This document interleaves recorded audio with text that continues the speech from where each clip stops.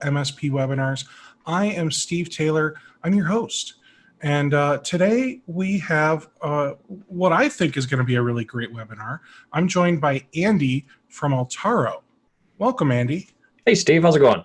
It's going really well, man. How are you doing? Doing good, doing good. Hey, I want to say thanks for having me on today. Looking forward to talking to you and your audience. Absolutely. My pleasure. I really like the Altaro brand, but I'll be completely honest. I have no idea what it means. Yeah, so that's not surprising. So I mean, we started primarily as an EU-based company, so our brand is not as well known over here in the States, and we're working to build up that presence here in the States now. So, but really, what it comes down to is we do backup. We do backup for virtual machines based on Hyper-V and VMware platforms, and our newest product actually does backup for Office 365 workloads as well. Oh, nice. So. Where is Altaro based out of? Yeah, so this is a conversation that always comes up, and so the headquarters is actually based in Malta in Europe. And if you're not familiar with where Malta is, where you've got Italy, and then you got Sicily to the south of Italy, and then about 40, 50, 60 miles out in the middle of the Mediterranean is a little island nation of Malta, and it's a little booming tech hub of the EU. And you get off the airport there and go out the front door, and there's a building there with Microsoft on it, and I mean it's there's a lot of startups on the island for technology, and yeah, it's a great little island for technology and developers. I like to call Malta the Silicon Valley of the Mediterranean. Sure, there we go. That sounds good. I just learned where Malta is about 4 minutes ago. So don't worry, guys. I'm in the same boat as you. All right. So today we're going to talk about backups. And I know the title is Agile and Effective Backup Management with Altaro VM Backup. Yep. That's a mouthful.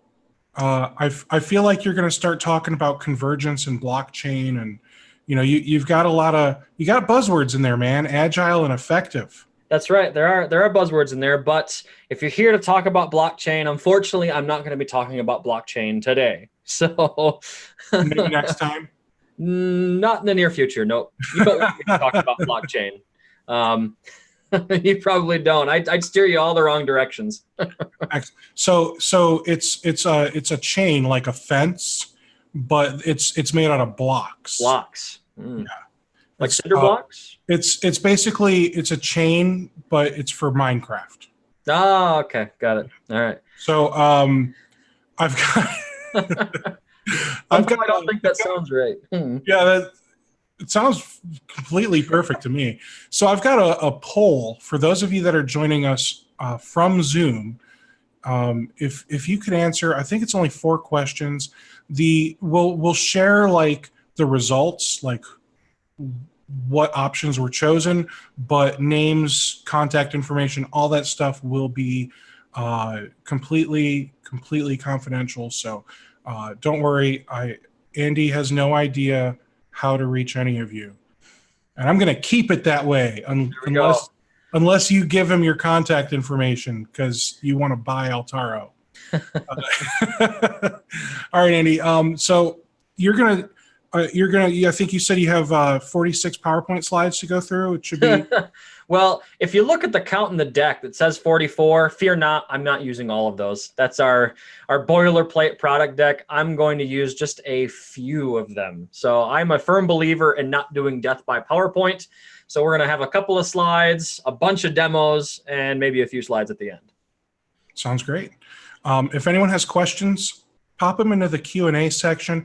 If you're watching this live on Facebook or YouTube or any of the other platforms, I'm using a new tool. It's called Restream. It's going to take this, which usually only would broadcast to YouTube, and now it's broadcasting all over the place. And it also has the ability for me to see chat in at least maybe near real time from all of those places. So, if you're watching live on YouTube or somewhere else, just feel free to pop in a chat. Eric, you said not on YT anyway. I don't know what you mean now. YouTube, maybe? Is he saying this is not being streamed? Says it's not streaming on YouTube. Well, let me double check because I want to make sure everybody gets this forever and ever. Yeah, no worries. No worries.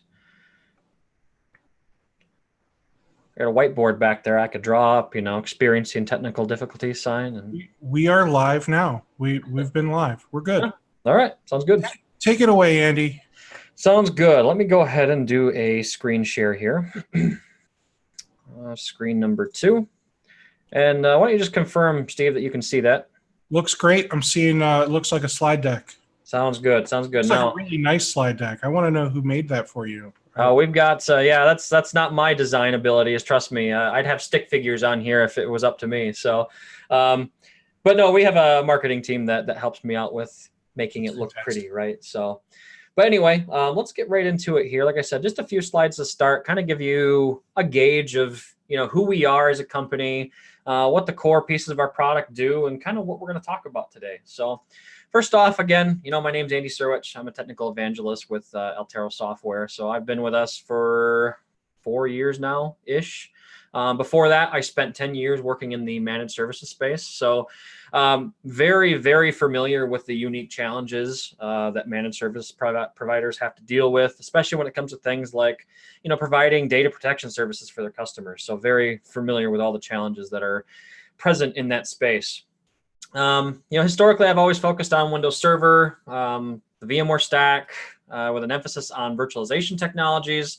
More recently, kind of getting into the cloud and containerization game as well. So really gives me kind of a nice round view of the areas that MSPs are looking at for data protection. So if you're interested in reaching out to me on Twitter, my Twitter handle is right there. My apologies on the last name. You'll have to spell it, unfortunately. I've got a buddy of mine who keeps telling me I need to change that to Andy Sandwich because that's what they called me in elementary school. But I just have not gotten around to that yet. You got more important things to do? Apparently, the handle's open, apparently, but I just haven't gotten around to actually making the change yet. So one of these days. You could just shorten it to Andy Sire. Andy Sire? That's a good idea. Then you sound like a really awesome knight.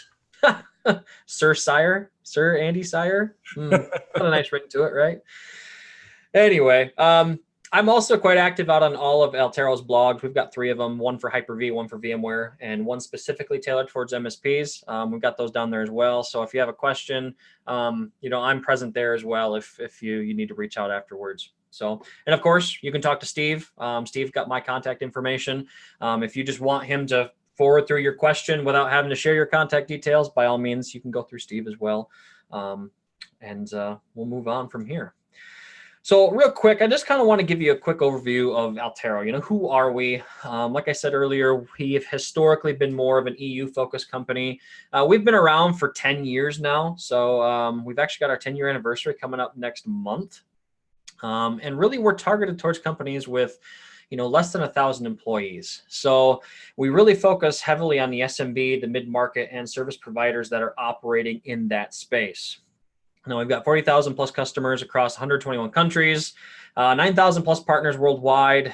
Of those, that number needs to be updated. We're actually up around 1,600 last I checked now. Of those are MSPs. From that, we also have, quite a few independent 5-star product reviews on, places like G2 Crowd. I'm not heavy in the marketing side of things. I'm more technical. So I can't name others other than G2 Crowd, but I know we've got a few out there. And really, we've seen a lot of good, strong, positive growth over the last couple of years since I've been with the company. I always like to talk about kind of our 4 core values because I think these really resonate well with a lot of MSPs and a lot of partners.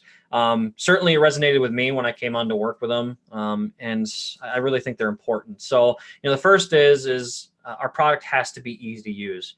If it's not easy to use, people aren't going to use it. And, we take that idea in every facet of development of the product too. If we can't add a feature and implement it in a way that's going to be super easy to use, we're not going to do it. But with that said, we also want to make sure that while it's easy to use, that it also has, the super powerful features that you're looking for in a backup application as well. I'll be getting to those features here in a little bit. Outside of that, we really want to focus on a very positive support experience. Support is something that we differentiate on with a lot of our competitors. We'll answer your phone call in less than 30 seconds. That is our goal as a support team. And the other nice thing about a support team is we don't do tiered support. So you're not going to sit and hold. You're not going to have, a tier 1 representative ask you, hey, have you tried turning it off and turning it back on again? IT crowd style, right? So you're not going to run into that. Everybody's a product expert. The person that answers the phone is the person that owns your issue start to finish. So very positive support experience is something we work towards. And then the other 2 items here, we really pride ourselves on providing exceptional educational resources. So we write a lot of blogs. We do a lot of webinars like this one. We do a lot of webinars that aren't even product specific. So, we talk about a lot of things in the Microsoft and the VMware stack. For example, last week I did a webinar with another Microsoft MVP buddy of mine named Eric Siren.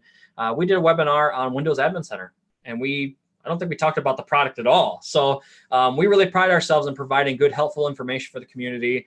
And we don't like to do that hard sell. We just like to be helpful to the community. And, maybe in the future, if you have a backup need, maybe you think of us, right? So that's at least that's the way we hope it'll work anyway. So, and then outside of that, we really focus on an empowered channel because, when we set up in a channel model, all of us are winners, right? So, and with that, let's go on to our next couple of slides here. I'm not going to spend a lot of time on this. This is just our standard marketing boilerplate stuff. This is just some of our customers.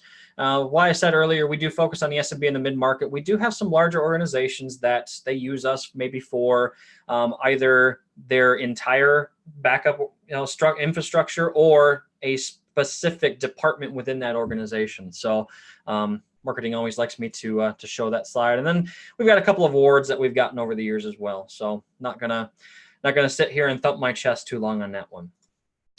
So with that, I want to do just a quick product overview, kind of a 10,000-foot view. And Steve, if you have any questions that you feel are relevant, feel free to, kind of stop me and feel free to ask. So more than happy to answer questions as we go along. Thank you. Yep. So Altaro VM Backup version 8. So this is our core product. Really kind of a lot of this I've mentioned already is that, we're designed to be hassle-free and provide both backup and replication for Hyper-V and VMware VMs. Specifically, we're targeting the MSP space, but we do work for end user IT departments as well if customers want to run it that way. I've talked about the ease of use stuff and some of the stuff that we offer. Some of the stuff that you're used to seeing in a backup application is things like dedupe, offsite replication, file and exchange item level restores, centralized management, support for CSV, SMB3 storage, support for vCenter, optimize performance for fast, small backups. That's easy on resources. So when we do a backup, we're not going to consume all of your spare infrastructure, right? We want to be, if things are working properly, the end users and the administrators shouldn't even know we're there, right? And that's really what our goal is. With that, a little bit more about the product. It provides unbeatable value, and I've talked about our lightning fast call response time already earlier. Now, this is the part in the slide deck where we talk about features and benefits. But like I said, I'm not huge on death by PowerPoint. So let's actually go look at the product. So the way the product is designed to be deployed, and we'll talk about this, from the MSP mindset, because that's really what we're designed for, is that you've got multiple customers, right? And multiple locations, multiple different IP addresses spread out across, who knows how large of a geography. It's different for each MSP, right?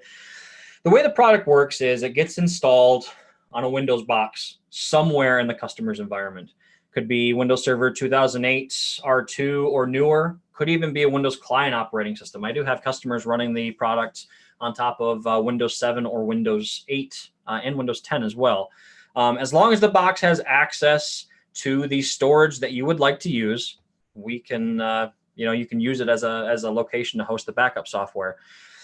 And the installation is super easy. It's literally just click, click, click, click, click, next, next, next. And there's not much to mess up inside of the installer.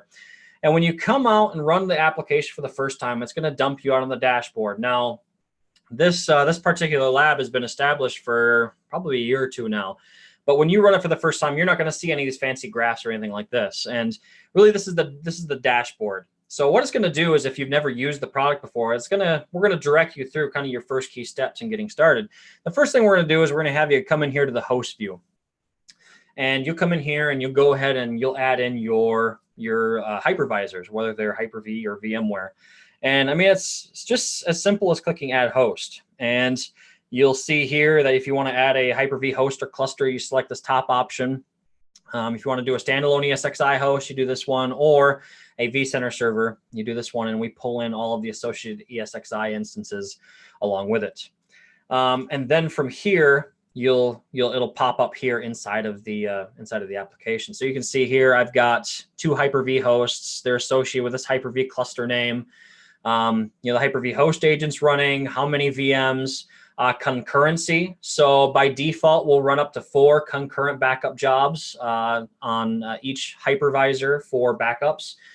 If you want to disable that and drop it down to 1 backup job at a time, you can. It is adjustable above and beyond 4 if you want by changing a config file. But what we've found is that 4 seems to be the sweet spot as far as efficiency goes with the most common hardware. If you've got some really crazy hardware and you got a lot of spare resources, by all means, you can do more than 4. But what we found based on the types of systems that our application is installed on, 4, like I said, seems to be the sweet spot. So I'm sorry, real quick. Yeah. When you say the most common systems, some guys here might say, well, I'm running a 16-core Xeon with 64 gigs of RAM. I think I've got a super powerful system. I mean, what would you say a common system really is?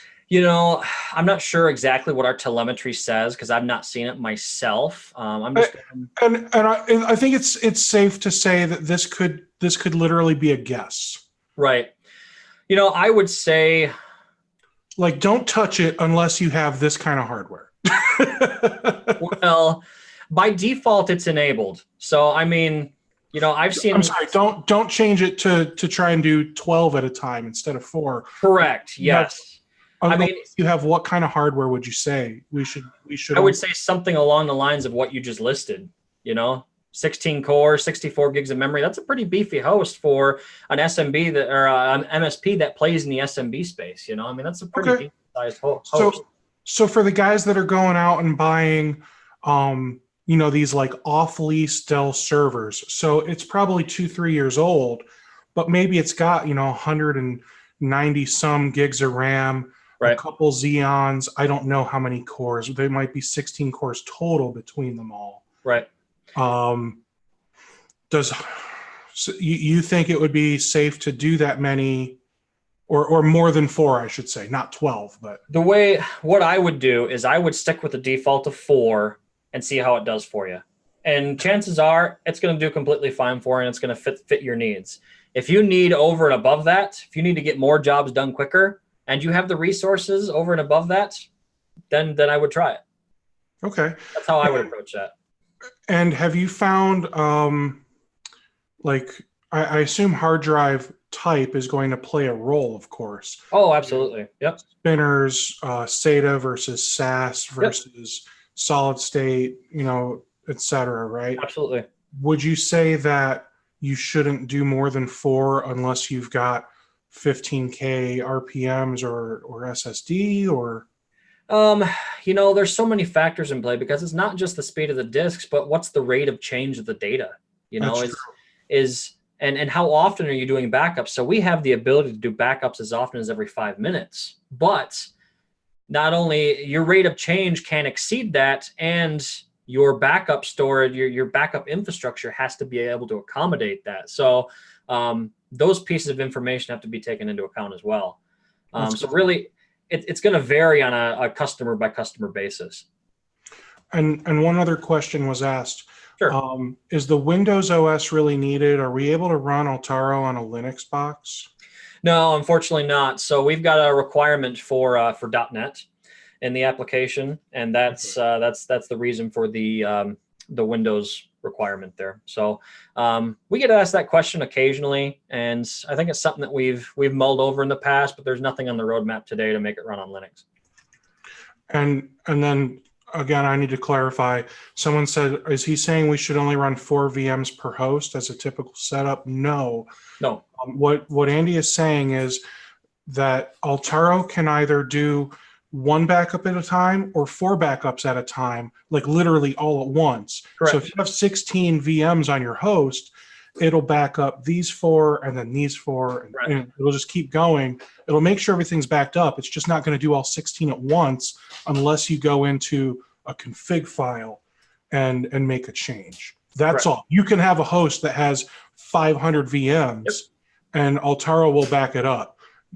You may need to change that config file depending on how often it's backing up, though. Correct. Yeah, like I said, the vast majority of our customers never need to touch that config file. The defaults that are shown right here in the UI fit, 95% of customers. Fair. So after you've added in your host here, you'll go in and actually define a backup location. So where do I want to store my backups? So we've added our host. Where do you want to send those backups to now? And the center column here is our local backup locations, and the right-hand column is offsite locations. So you see here, I'm just going to an SMB file share. I've got a ReadyNAS Pro. It's an old ReadyNAS inside of this environment. I just carved off an SMB share, and I'm using that as backup storage. And then I go offsite to an Azure storage account that I have set up. Now, we have a lot of different options other than these. So, I mean, let's look at local backup repositories first. We can back up to basically the short answer is anything except for tape. If you want to carve off an iSCSI target and send us there, we can do it. If you want to use, a drive rotation, you can do that with us. If you want to use a network path, you can do that like I have in this particular case. Can we back it up to more than one, like local location at once? Like, can I have like 2 different USB drives connected, and it's using both of those as a destination? So using 2 different destinations at once, really we're designed to use, one local backup repository for each virtual machine. Because the way that our deduplication works is it's per storage repository. So you get the most bang for your buck from deduplication by having everything in one backup location locally on site. Yep. And then for offsite locations, we have a number of different options. Like I mentioned, you can do a drive rotation, you go across the network path. We do an Azure storage account, which I'll talk about a little bit more in just a second. You can go to an Altaro offsite server, and I'll talk about that more in a second, and then drive rotation. So let me talk about the Azure storage account for a second. So we have native support for Azure storage accounts. And what I mean by native support is we can send backups directly to the storage account option without requiring any other infrastructure. We don't need a VM. We don't need worker nodes. We don't need any special bells and whistles. All we need is the storage account and the connection string associated with that storage account. And we can go directly offsite to that Azure storage account. I do have customers that are using AWS and Google Compute or their own colos or their own data centers for offsite storage. What you have to do in that situation is you spin up a virtual machine at that location, either in AWS, Google Compute, your own location, and you install this Altaro offsite server software on there. It's a free piece of software that we provide. You download it, install it, and it just acts as a catcher's mitt for those offsite backups, right? And then that's basically what it's designed for.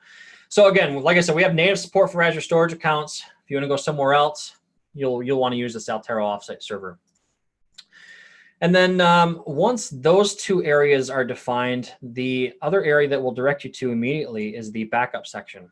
And from here, basically you'll go in and say, hey, I want to run a backup, on this machine, or all of them if you want, and click Take Backup. You can come down here and click this little pop-up. It'll take you back out to the dashboard where you see the backup job pop up here in a second. Or if you're down in the menus, you don't want to go back to the dashboard, you can come click this little drop down up here in the top right. And those are really the basics of getting the application set up and running. For most organizations, that's not going to take any longer than 10 or 15 minutes. We don't want it to take any longer than that, right? So at this point, the backups are running. What I want to do now is just kind of give you a quick overview of the dashboard. And I'm not going to spend a ton of time on it because a dashboard's a dashboard, right? Really, it's designed to give you kind of that 10,000 foot overview of the backup environment. So, you've got your backup drive status. So like I said, I'm using a ReadyNAS here in my lab to do that. So you can see, hey, I'm consuming 344 gigs. What does the deduplication look like? And I've got quite a few unique workloads in my environment. I don't have a lot of similar data between systems, and I'm still getting almost 50% dedupe and compression efficiency here. So, I'm actually protecting about 640 gigs of data, and the compression and dedupe has gotten that down to 340 gigs, which was pretty good.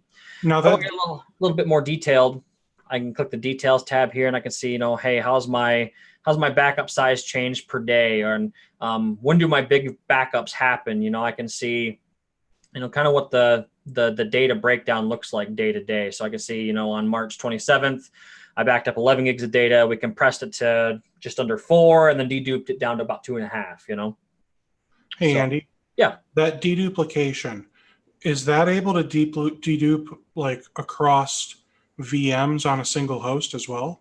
Yes. So it's all at the data store level. So the way that we do it is, you think about a lot of our competitors, they have this concept of a backup chain, right? Mm-hmm. And that the first backup is always a full, and then just the changes after that. And if there's corruption anywhere in that chain, you lose whole chunks of backups, right? Incremental backups. Correct. Exactly. We don't operate that way. The way that we do things, and we pair it with our dedupe engine, is the best way that I always describe it is, think of it as a database of blocks. So we're a block level backup, and what we do is we pair a small database and a hash table in memory that basically says, hey, these blocks are associated with these backups. And the first backup, again, is always a full, and then we keep track of all the change blocks afterwards. And what that really does, avoiding that chain mentality, is if, let's say, you do have, file system corruption or hardware failure, there's lots of different reasons for data corruption, right? The chances are is you'll have one bad block, and in some of our competitors that do chaining, that would invalidate entire backups. Well, with us, chances are you're going to be able to recover that backup still with probably 99% accuracy. It's just whatever block was affected, it'll just be empty data, right? And I mean, it could be a text file somewhere. It could be a critical operating system file. You just don't know with data corruption. But the thing is we're going to be able to recover more likely than some of our competitors that use that chaining technology. And it's that same database of block mentality that allows us to be so efficient on the deduplication as well. And to clarify, that chaining technology that the competitors are using, it's not blockchain? Right. It's not blockchain. That is very true. It is not blockchain. Anyway. So with this, so let's say we're using vCenter, VMware vCenter, and we've got clients that are doing an IPsec tunnel back to our central VMware vCenter server. Is this going to cause congestion issues? Like, is there a best practice way to use Altaro when we're also implementing vCenter? Not really. I mean, most likely each customer is going to have their own vCenter, and you're going to install our product on site, attach it to their vCenter, and then you can manage multiple instances of our product from our cloud management console, which I'll show here shortly. Are you talking about like a centralized vCenter at the MSP's location, which then reaches out to all of the customers' ESXi hosts? Yes. Assuming you have proper bandwidth between the two locations, it shouldn't. I don't have specific numbers to share with you as to how much bandwidth is needed. That's something that you're going to have to watch those WAN connections and just kind of look and see. But we ideally like to have the custom, most situations we run into, each MSP's customer is running their own vCenter instance. Like I said, it should work. But like I said, you'd have to watch the WAN connections in a centralized deployment situation. And I just want to throw this out there too. Best practice would be if you're going to do Altaro offsite backups, that shouldn't go to the same place as like the vCenter, Oh, right? correct. Absolutely. Like I wouldn't even go to the same building Correct. if you can avoid it. I would make sure that the Altaro offsite backups, use Azure or Yep. anything, literally anything else. Yep. Exactly. Yeah, I have a lot of customers that are using Azure very, very effectively. I think the stock price is 2 cents a gig, I think, per month. But I've heard of people getting it cheaper than that because they're part of some program. Maybe they're a CSP or something like that. Don't quote me on that. That's just stuff I've heard through the grapevine, but it's fairly cheap. As a Microsoft Action Pack subscriber, I know you get $100 a month of spend with Azure, but I don't know where that line starts to get blurry, right? Because it's for internal use rights. Exactly. Yeah. I'm sure there's some tiny text somewhere that says, don't use it for, storing production customer data or something. Yeah. Definitely you have to look at your agreement on that. But it's not production. It's just an offsite backup. Yep. That's a very gray line there. You'd probably get two different answers from two different Microsoft reps on that. And that's the sad truth. Yep. Exactly. Anyway, so let's keep moving on here. I want to show a couple other things here in the on-premises UI. So the other thing I like to point out here on the dashboard under the details section is, how long are your backups taking? So you come down here and you can actually see, hey, the gray is offsite backups. So I can see, I had on the 17th of April, I had an offsite backup take roughly an hour. You can see my local backups are very short. So if you have some long running backups, you can actually come in here and see how long things are taking. The local backups, they're usually blips on here, just like these blue marks are, but the offsite ones take a little bit longer for the most part. A couple of key areas I want to show. Notifications. We have notifications that come out of our central management utility, which I'll show you here shortly.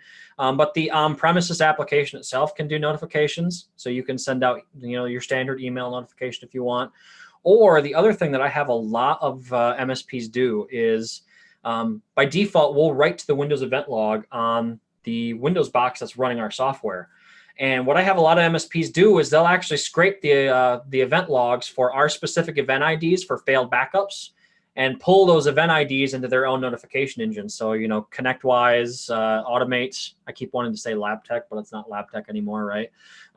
Or they'll pull it into Kaseya or, whatever they're using for alert management. I'll have a lot of MSPs do that. So I'm sure some would even set up some rules to where if there's a failure or an exception or whatever, you'll have a list of all your different event codes and everything. Correct. You can download somewhere. I'm sure it's tucked away in a manual on page 876 or something, right? Right. But you can then put those event codes into your RMM and basically have it create tickets whenever a backup fails. You could have it create a ticket whenever a backup succeeds if you wanted, but correct. I haven't seen all those tickets. I've seen a couple of customers of ours actually take it even a step further than that. They'll do like an automated response action because our on-premises application actually has a usable REST API. I have some customers that in the event a backup failure is detected, they will have a workflow automation basically use the REST API to fire off another backup. Because a lot of times, the backup failed for, okay, maybe the server was rebooting at the time, or it was down for maintenance, or 10 or 15 other reasons why the machine wasn't available to do the backup at that particular time. And a lot of times, if that second backup fails via the REST API, then they have a ticket raised to have somebody go manually check and say, okay, why isn't this machine backing up? So there's a lot of different options for automation there. That's pretty awesome, actually. So somebody asked, is there an API? And I didn't even have to ask you. It already got answered. There is. So if you're interested, you can go to altaro.com/API. And there's all the nitty gritty API documentation you could ever want. I love documentation. Yep. Yeah, we have all kinds of documentation on all the different bits and pieces. So, I mean, backup locations, hosts. Basically, the API is able to do all of the backup functions and then some. It doesn't today do some of the host configuration, some of the actual host level configuration items, which really, you don't really need them to. Most people use the API for, backup and restore functionality. So the documentation is right there. Again, altaro.com/API. Now, speaking of, doing fancy things with your RMM tool, are we able to like, I don't know, do a test boot with this backup and get a screenshot of the fact that Windows loaded and, that fancy stuff that the other tools do? That's a question I get quite frequently. So you see down here in the menu, we've got sandbox and verification, and we've got a couple of different options here. This first area is test and verify. So by default, we are always verifying the backup storage. I have it turned off in this particular lab right now, but we will run a verification job during hours that you specify. So if there are no backups running, between 1 a.m. and 7 a.m., you can have us run verification jobs on the backup storage during that time if you want. Oh, that's smart. If you want to put together a test restore, we got this section here. And yeah, a lot of our competitors do that thing like you mentioned, where they actually spin up the VM and they take a screenshot of the login page and they email it off somewhere, and it makes somebody feel warm and fuzzy, right?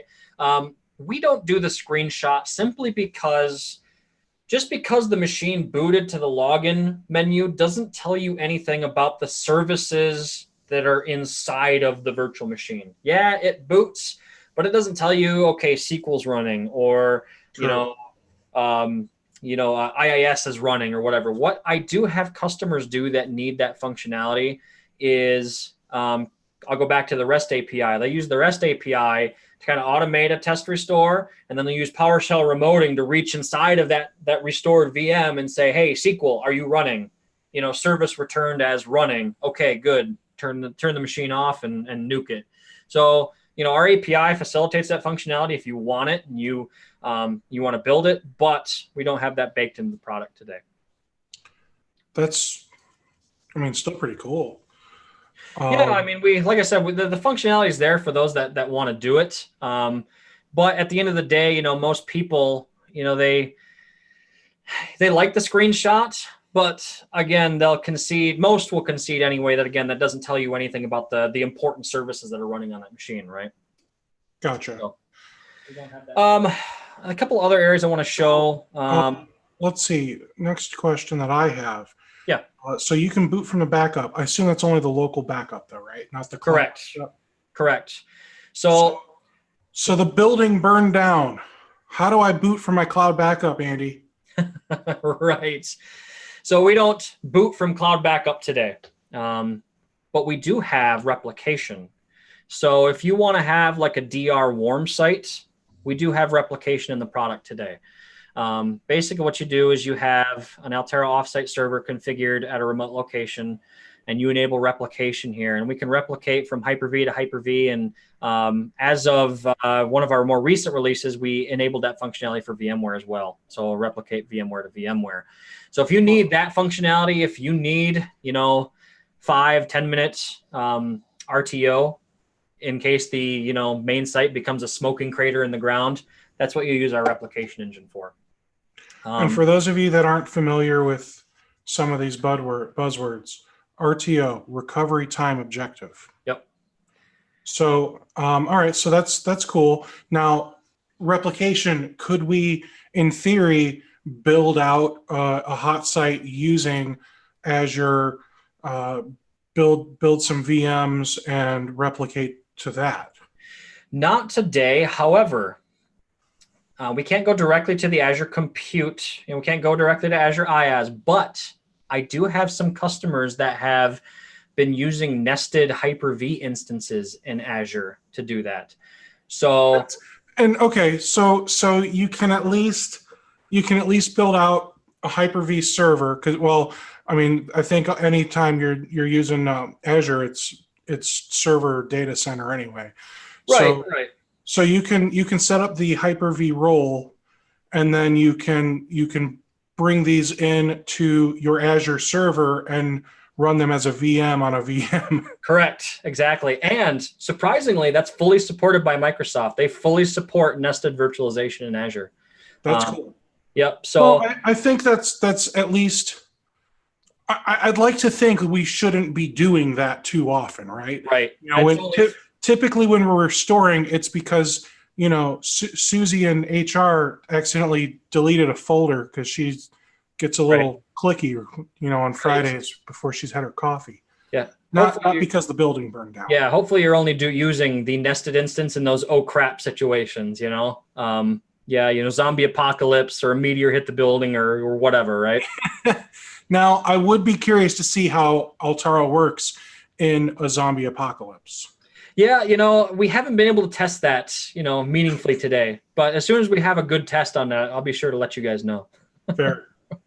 You know, talking about replication, I do want to mention boot from backup really quick. Basically what this does is it, again, as it says, it boots a instance of the virtual machine from the backup storage.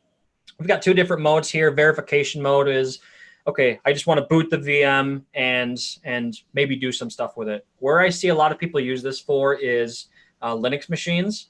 So we don't have native support for open source file systems like, you know, ext4, 3, RiserFS, BTRFS, you know, all the different variants.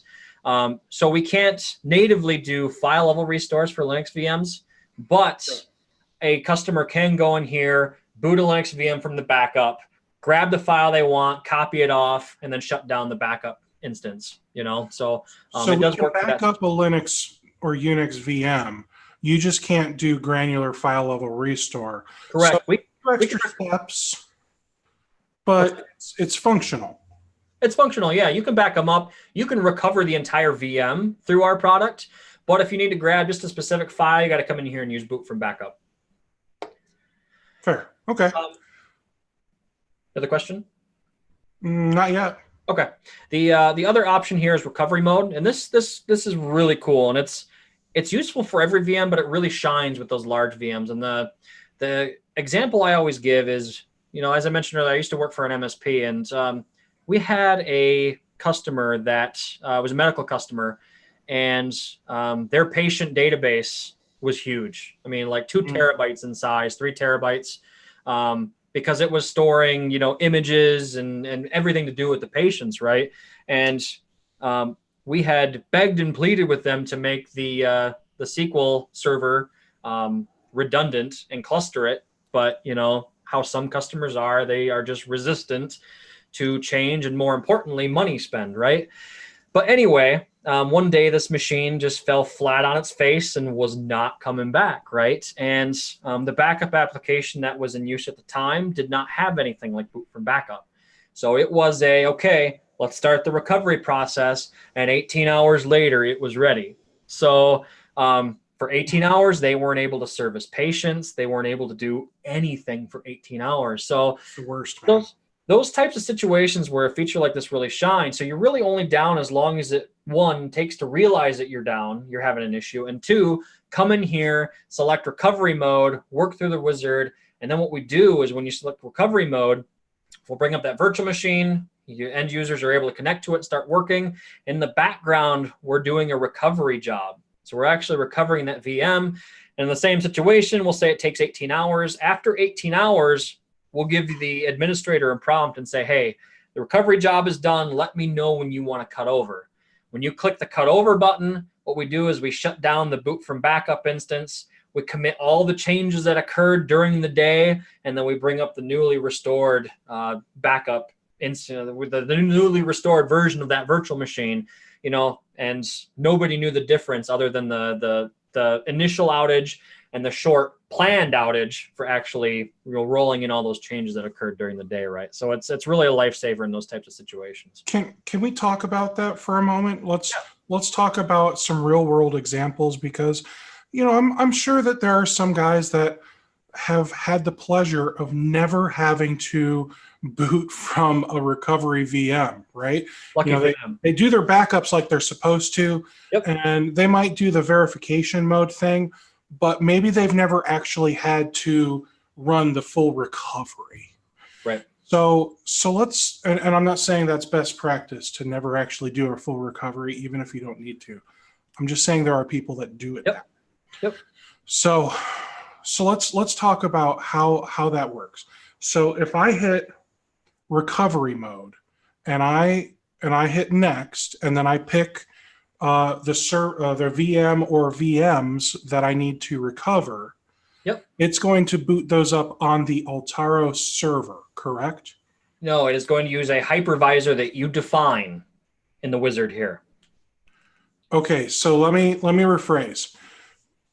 Can I build, so I build my customer their awesome Hyper-V server, and that's their production server, and then I sell them my backup service. And my backup service, I've got maybe Altaro installed on my own BDR that I built myself with, whatever, Dell, HP, doesn't matter. Yep. And can I use that server? Can I have Hyper-V installed on it and have Altaro basically run it on itself? Yeah. Yeah. So what you could do is, if you install a Hyper-V role, or you have an ESXi host sitting there for this purpose, and you add it into the console as a host, you can come in here in the boot from backup wizard, and you see I have the option of choosing which host to boot it to. So the reason I ask is because here's my confusion. Okay, so let's say I choose to have it boot to server 3 at the customer's environment. Right. Well, you said that maybe it might take 18 hours to do that full recovery. So how is it going to start running on this other server instead of my Altaro server, right? Yeah, we're orchestrating all that in the background for you. I mean, we'll bring it up on a hypervisor you choose, and we'll recover it to that same hypervisor. So so if you choose the boot to host here as HVO2 in my case, we'll recover it to that host as well. But how does that, because that's going to boot up in like 5-10 minutes, right? Yeah. Because that's what we were. So where is it booting up from? It's booting up from that server? From the backup storage. Yep. Huh. Correct. Okay.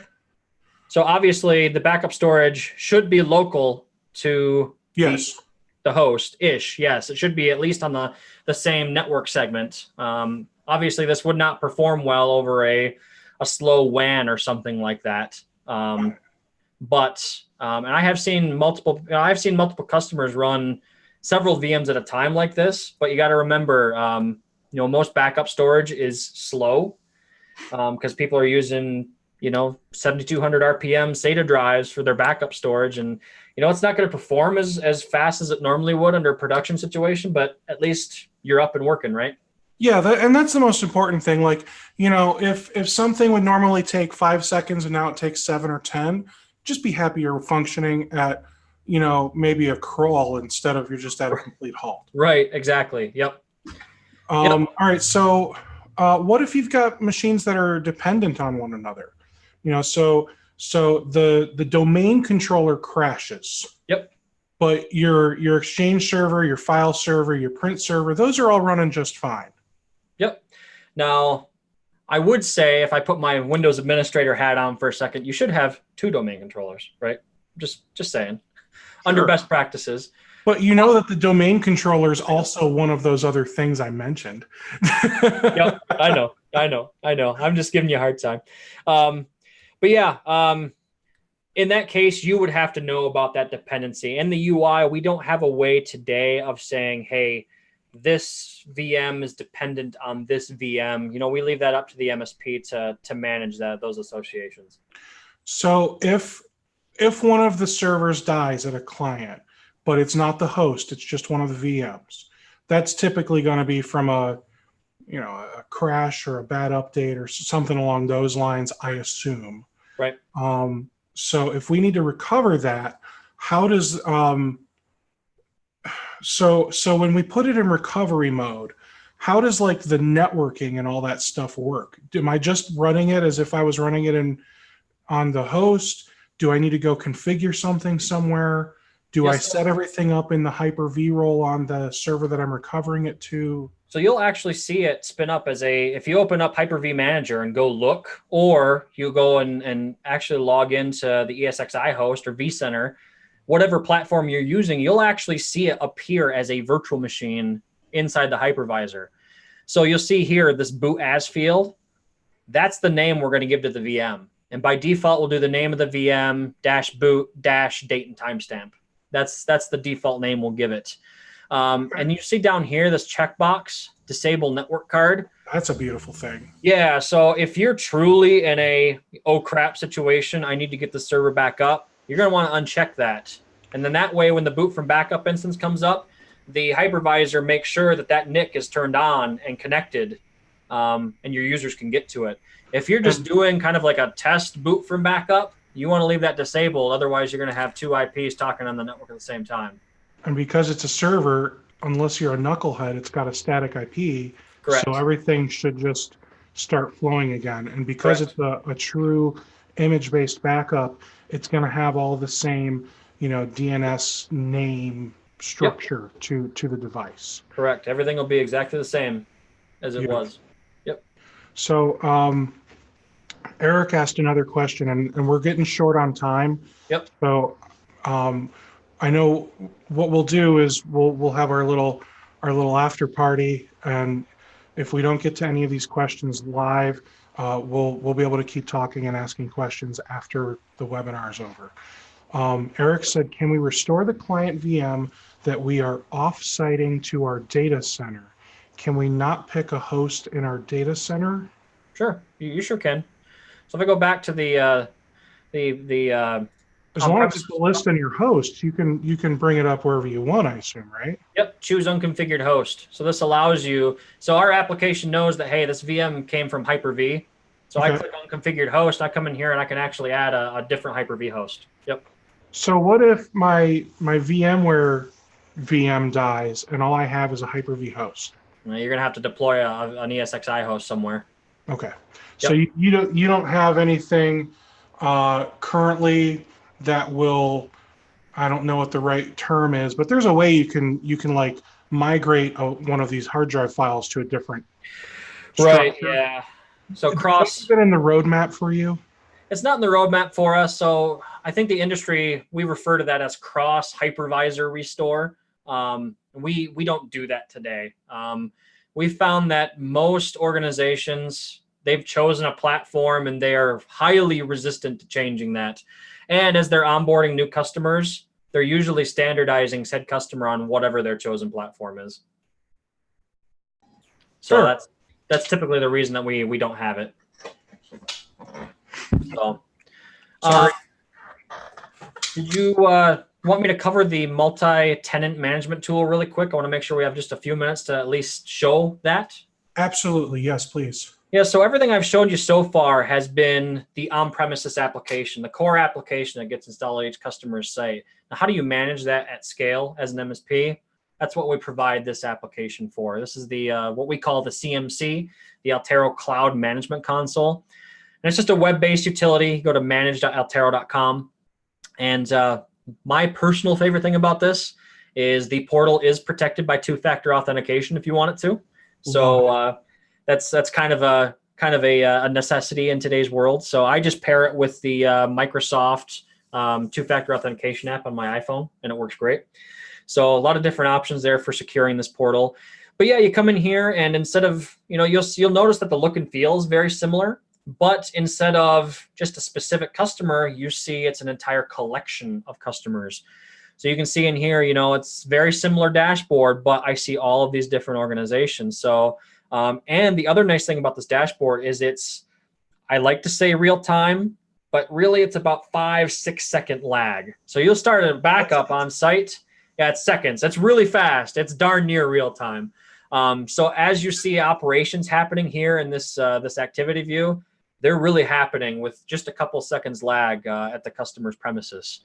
I got to say, man, this thing's pretty awesome. Now, we've been talking about VM backup the whole time.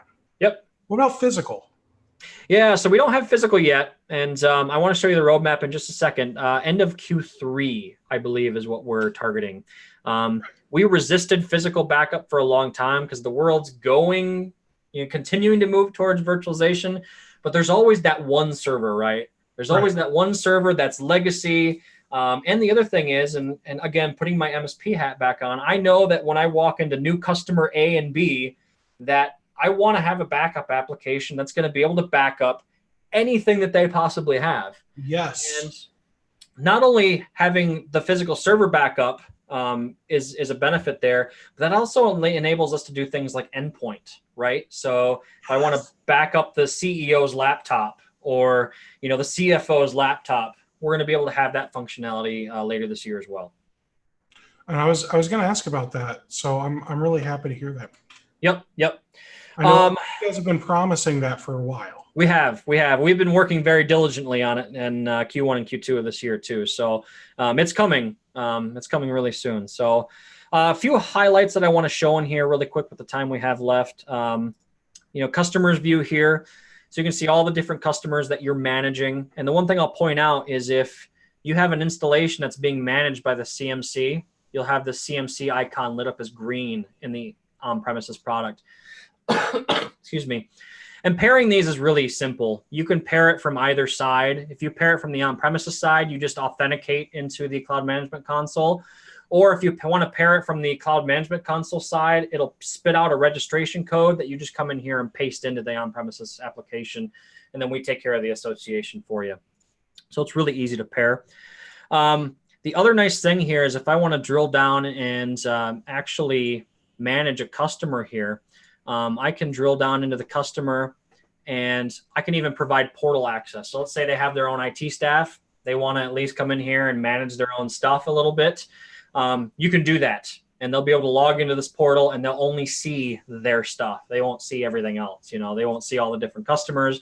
They'll only see their organization and the VMs that are associated with their organization.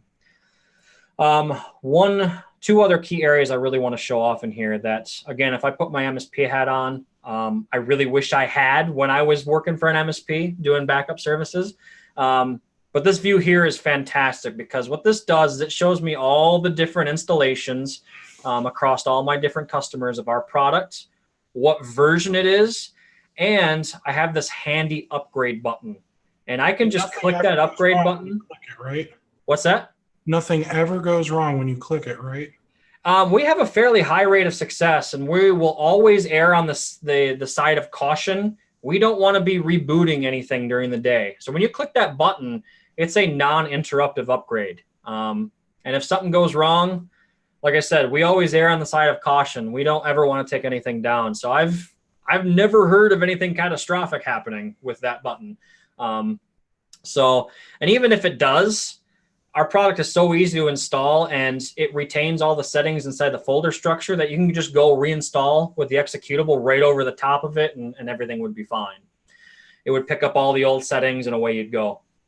But that button works really well for us. And we'll even ping you in this portal. When you log in, it'll say, hey, there's a new build available. Would you like to deploy it now type of thing. So that's really a nice time saver. The other nice thing that I wanted to show is our backup settings template. This is a really nice time saver too. If you think about all the things that are associated with a backup job, when do I want the backup to run? Do I want encryption enabled? Do I want VSS enabled? Where do I want to store it? All those different settings, you can wrap them up into a backup settings template. And then when you onboard a new customer, instead of having to manually configure the backups for each virtual machine, you just assign this template to the customer and poof, it takes all those settings, completely takes all the work out of onboarding new customers into the backup infrastructure. So it's a nice time saver there. Other thing here worth noting is usage overview. So when you come on as an MSP with us, you have two different options, and I'll get to this more in a second. You can do perpetual licensing if you have customers that want that, or you can do a per VM per month billing And that's what this screen here is showing. So you can see that, hey, you know, we backed up 62 virtual machines this month, 74 virtual machines this month. And you can drill down here and you can actually pull up invoices too if you want, populating invoices, and, you know, basically manage all of that through here as well. So with that, I think I'm at time. I wanted to leave enough time for questions. One other thing I wanted to we've been going through the questions pretty well. We do have a couple more. I'm gonna go over a few minutes because I think some of these questions are important enough to stay live. Sure. So I'm gonna rapid fire some things off. So answer them as quickly as possible. Sure. The one question is going to be pricing. So it looks like this is if we just want to purchase it, and this is a perpetual license, right? So we have two options. So we can do perpetual licensing, which I just pulled up on the screen. We've got three different versions really when it comes down to it. We've got standard, unlimited, and unlimited plus. A lot of our competitors, they will price per CPU socket. We price perpetual licenses at the host level. So you don't have to worry about number of sockets. You don't have to worry about any, you know, if I add an additional CPU later on in an empty socket, do I have to get more backup licenses? You don't have to worry about that stuff with us. It's, you know, one license per host. We got three different options there. We got a standard, which I don't see a lot of people use that because it only gives you 5 VMs per host. The most common two we get are unlimited and unlimited plus. So unlimited, you can back up as many VMs on that host as you want. And then unlimited plus, really the big things that it adds is the replication I talked about, continuous data protection, the backup to Azure storage accounts, and access to the CMC as well. If you're an MSP, you can go with the unlimited VMs per host model here at the right-hand side, which is a pay per VM per month model, very cost competitive there. You get all the features that are included in the unlimited plus edition. So what's that priced at per VM today? We typically go to $5 per VM per month is usually what we charge. And when you release the physical backup products later this year, I imagine you're not authorized to give us any numbers. You know, even if I was authorized, unfortunately, I don't have that information right now. Fair. So I'd like to give it to you if I could, if I had it, but I don't, unfortunately. Do you do anything for NFR keys or whatever you want to call it? Yeah, definitely. Yeah. We do offer NFRs. We do have a 30-day full featured trial out on our website. So that's all the bells and whistles, and you can roll that up into a production license if you want without having to reinstall. If you come on as a partner with us, I forget how many sales it is. It's not many. I want to say it's just 2. You make 2 sales, you get up to silver status, which then gets you an NFR. Okay. I think as you go up the ladder, you get more NFRs. So if I'm understanding this correctly, we have to sell 2 things ish.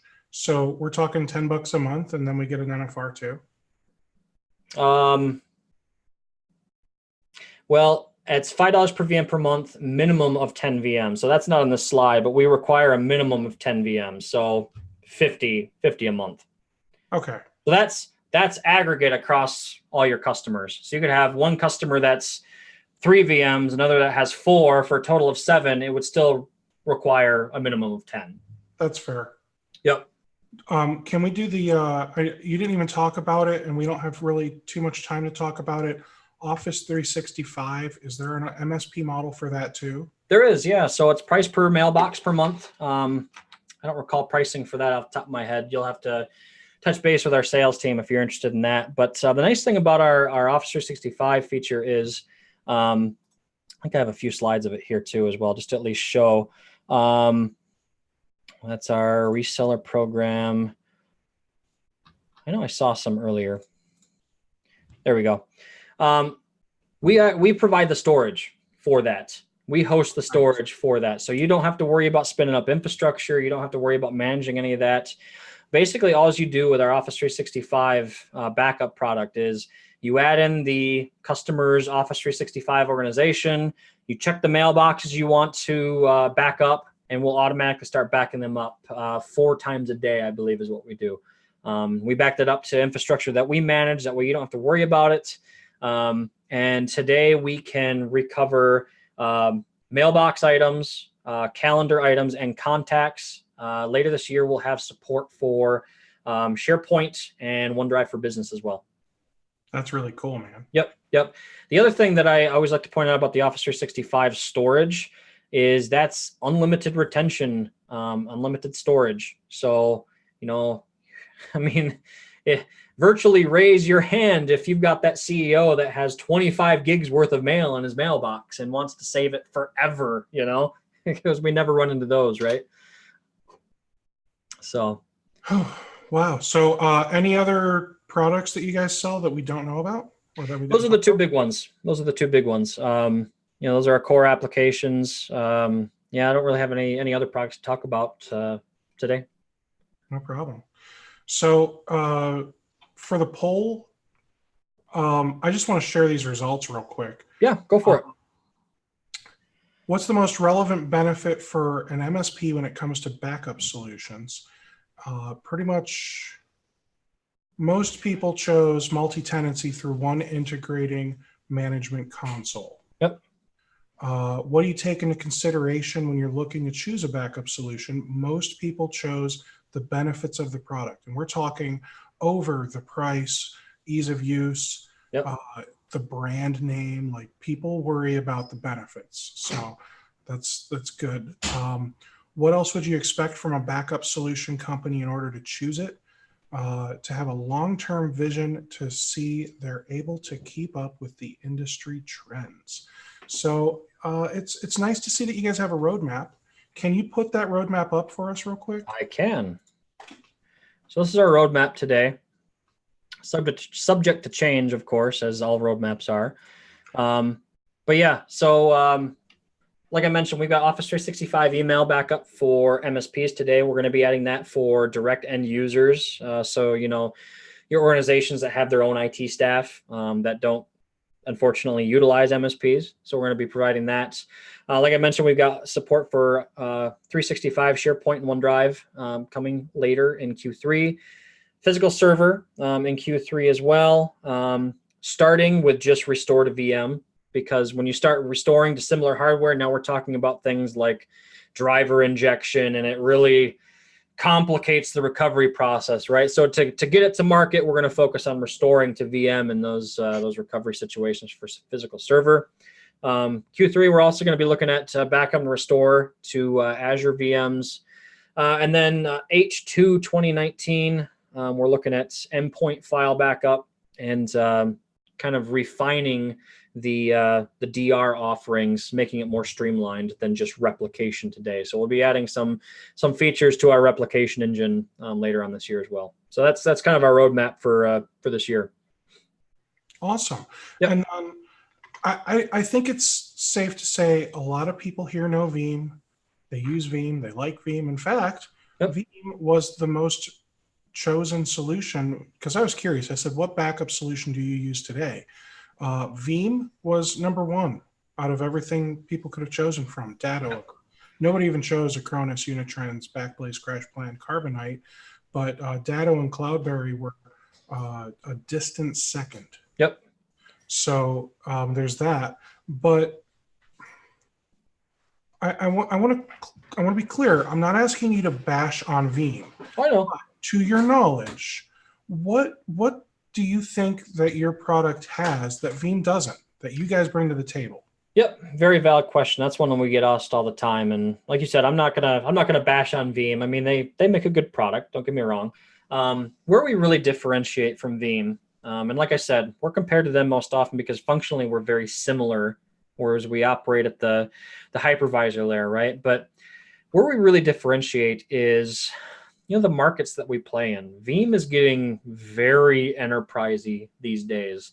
They're focusing on going after the Commvaults of the world and, providing those feature sets that the enterprise is looking for. I mean, things like, Oracle object level restore and, things like that, stuff that your SMB and mid-market isn't really going to use. And we really focus on that market. We focus on the SMB and the mid-market space. And we focus on the feature sets that those customers and those MSPs are looking for. And that allows us to keep our costs low, and it allows us to keep our product simple, easy to use. But again, focus on those key features and functions that those customers and MSPs are looking for. So I will say that we're a lot easier to set up and use than Veeam. I do know that our support team gets a lot better praise than Veeam's support team does, at least from what I've heard over the last year or two.